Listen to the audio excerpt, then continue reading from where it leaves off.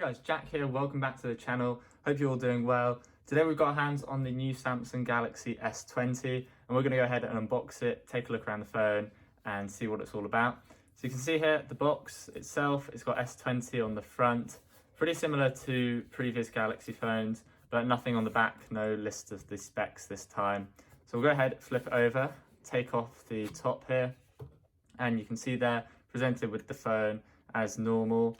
Lifting it up, flipping it over, you can see it is in the cosmic grey there, and you can see the three cameras. No depth sensor, this is just the S20.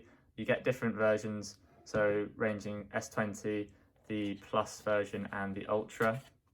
The rest of the box, just a bit of card there.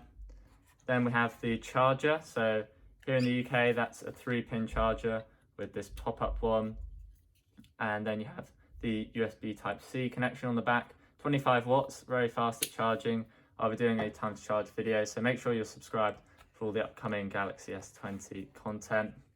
Then in this little sleeve here, we have the Type-C to Type-C connector, 3 foot long, so that's what you can use to charge it. Then we have this last little box here that will be the USB-C headphones. We no longer have the headphone jack, so it's now USB-C, but nice pair of AKG headphones from Samsung. And then you have the ear tips as well. And that's all you get inside the box. So we'll push that all off to the side and bring the phone back in.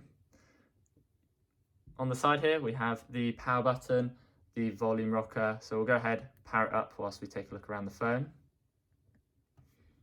As I said, on the back here, you've got the 3 cameras. If you had the Plus model, you would have that depth sensor as well, and the Ultra has all the cameras up to that 100 times X zoom that Samsung are really pushing.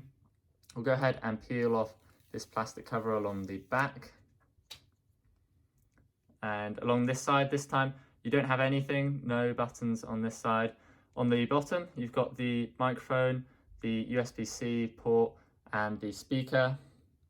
And then along the top, you have your SIM and micro SD slot, along with another microphone there. And then on the front here, you've got that awesome screen with the new hole punch camera on the middle this time, instead of over to the right, like the S10 versions. So more like a Note this time round. And we'll go ahead, hit start. I'll do a separate video just in case you don't want to watch this, but link in the top right if you want to watch the setup. But we'll come back once I've set it all up.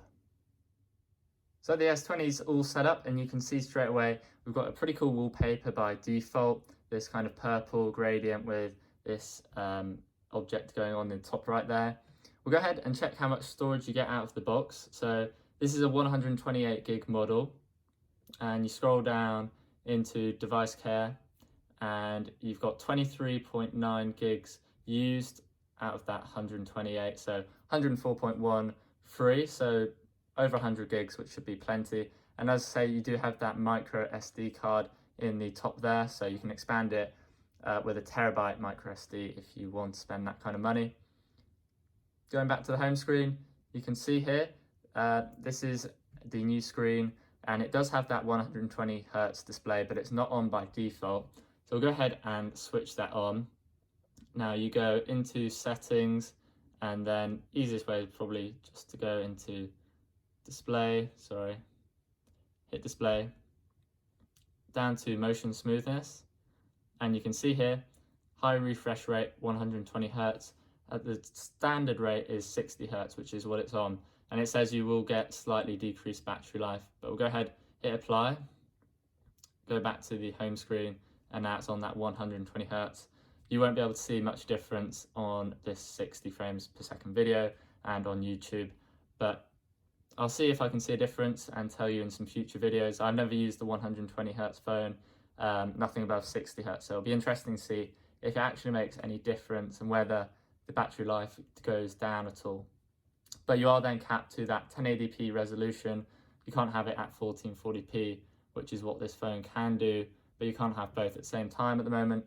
And that 120 Hertz is locked all the time. It's not varying depending on what you're doing on the phone. And then taking a look around software, You've got Samsung Daily over here to the left. Few pre-installed Google apps, so pretty much useful ones there.